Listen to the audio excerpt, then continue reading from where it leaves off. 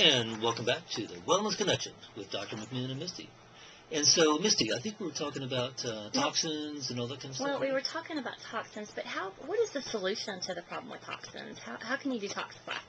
Well, I think the number one thing, Misty, is to do your best to sort of avoid toxins and sort of take a look at all those things we talked about earlier, pesticides, that kind of stuff, and try to avoid those. We live in Birmingham, though. Yeah, that's right, that's right. But anyway, I think then beyond that, the key is to what we call detoxify.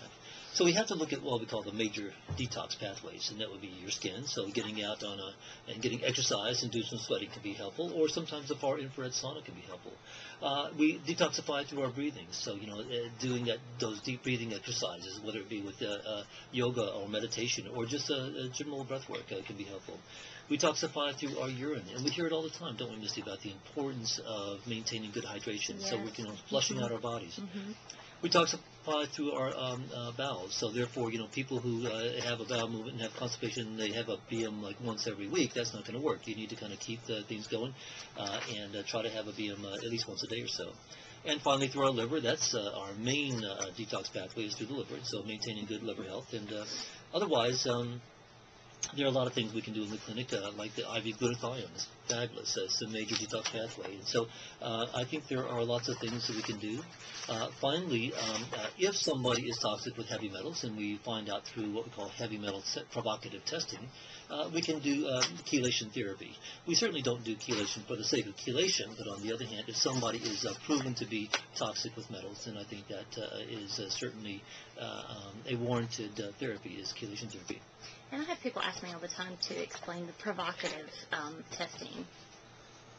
Well, that's we could do a whole show on that, Misty. But I'll basically, if let's say your partner was trying to poison you with arsenic, and I were to do a blood test on the next day or two, it would certainly be positive. Yeah. But when we're looking at a sort of a low level of toxins over years and years and years, like for instance, I live in Homewood. My house is 75 years old, so I'm sure there's lead in the pipes. So let's say you had sort of a chronic, smoldering little toxic exposure over years and years and years. Yeah. That doesn't hang out in your blood. It sequesters in certain tissues. It has a predilection for fatty tissue. Yeah. So, for instance, the fattiest tissue of all is your brains. Yeah. So it often goes there. So if I were to do a blood test, it would be negative. Now, if I did a brain biopsy, it would be positive, but you can't do that. So what we try to do is to give somebody, get a first morning urine void, and then give somebody one dose of a chelating agent, and then we see if they have a spike in their levels, and if so, then that means they have toxins sequestered in the brains, bones, liver, kidneys, etc. Okay. So I have a lot of Alzheimer's in my family. If I wanted to know a brain-healthy diet. Well, yeah, and once again, back to, we started talking about food a little bit ago, and I think that that's a very important subject because, I kind of look at that whole thing of neurotransmitters, the chemicals that really assist in brain health. It's kind of like a brain soup. And now imagine if you're going to make a good, say, a chicken noodle soup, Missy. You got to have all the right ingredients, don't you? Let's say if you tried to make chicken noodle soup out of a bunch of garbage, it's not going to taste very good, is it? No. Right? But on the other hand, what we try to do sometimes, we try to eat all this garbage, and somehow we expect our bodies to turn that into good brain soup. I had a kid the other day that came in, really nice young man. I shouldn't call him a kid, he was a young man. He came in with ADD to the office, and it was fairly severe. And I asked him, well, what did you have for breakfast? And he said, I had Pop-Tarts and AMP. Like the energy drink? AMP is the energy drink. And that's what he had for breakfast. And so you can see there were sugar, processed food, amphetamines, and no wonder the kid had ADD. Yeah. You know what I mean? So, you are what you eat in every way, including brain health.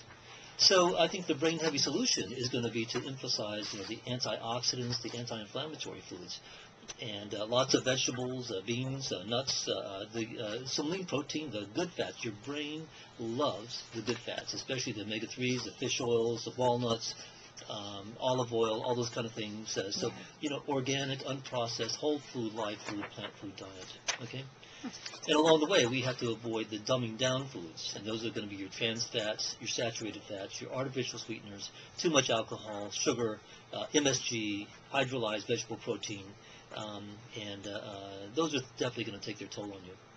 And there's another thing, Misty, I think is really important when it comes to food. is the concept of food sensitivities. Like, I've yeah, had gluten. gluten and dairy, especially the gluten.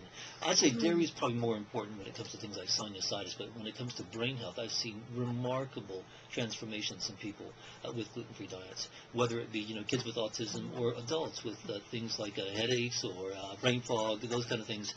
Gluten can play a huge role. Yeah. And it's really fascinating to see how, I think years ago we thought gluten was maybe, gluten sensitivity was maybe 1 in 1,000. I think now it's more No, like it's 1 way in, more 1 in common. 30. Yeah. To the point where even a lot of your major grocery stores have gluten-free sections. Exactly. Yeah. Even Walmart. Yeah, exactly. So, just watch out for all these, the pesticides, the additives, the chemicals, the hormones, and the plastics in food. Never heat your food in microwaves. In plastic and microwaves, That's usually. easier said than done. Yeah, that's right. There are some good brain healthy supplements that one could take. I'd start with a good multivitamin, and once again, the omega-3s are huge.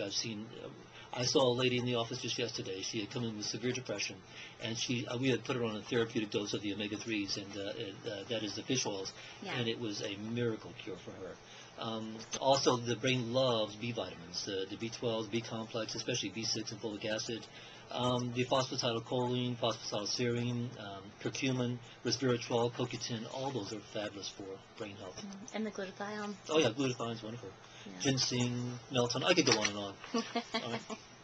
Let's talk about hormones and their effect on brain function. Well, hormones have a huge effect on this. It's interesting to me that it seems like all the good hormones seem to decline with age. Things like vitamin D, growth hormone, testosterone, all those things. And it seems like all the bad hormones seem to increase with age. It doesn't seem fair to me, especially since I'm aging, you see. But things like insulin, parathyroid hormone, and cortisol all tend to go up with age.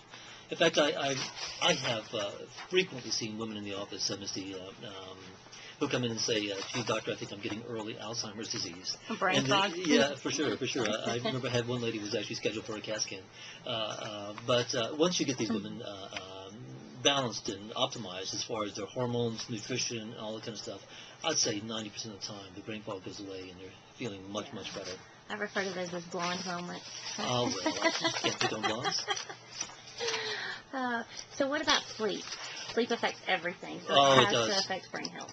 I often call sleep, Missy, the first domino to fall. Yeah. Because if you can't sleep, especially chronic sleep deprivation, I mean, a night or two may not hurt, but chronic sleep deprivation, it's sort of this cascade of badness that you get from that.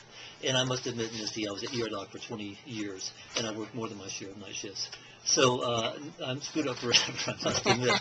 People would always say, Jim, you look tired. Well, duh, I've got a right to be. I've been up all night, right? So anyway, yeah, sleep will get you in many ways, and can certainly affect, that whole brain fog, anxiety, depression. It can definitely diminish verbal skills, math skills. It can affect you in just about every way. Sleep is a big deal. And at the clinic, we really put an emphasis on that. And my motto is whatever it takes. I feel like you've just got to get after sleep. You cannot let it fall. We do a lot of advanced sleep testing at the clinic and really try to get to the bottom of it. I think a lot of doctors these days are just writing everyone off as having Alzheimer's and just kind of giving up and saying that's what's wrong if they start having, brain issues as they age. I know infections too play a huge role in brain health. What would you say the biggies are? Well, I think infections play a big role in health in general. I was reading a fascinating book recently called The Autoimmune Epidemic. And, of course, I do think that autoimmune disease is becoming an epidemic. And the author made the statement, I thought it was fascinating. She said, you'll hardly ever find autoimmune disease without also exposure to Epstein-Barr virus. So I think those viruses can get in our system. They can wreak havoc with us. Also, things like Lyme disease, parasites, HIV, and those kind of things can certainly play a major role.